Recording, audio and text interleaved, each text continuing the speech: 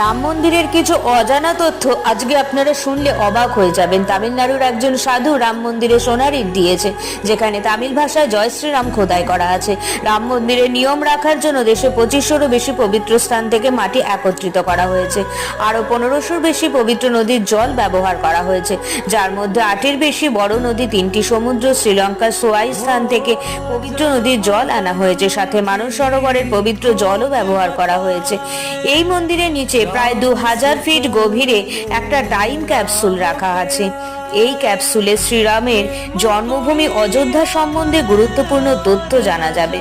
এই ক্যাপসুল থেকে আমরা বিভিন্ন রকম তথ্য মানুষকে জানাতে পারবো।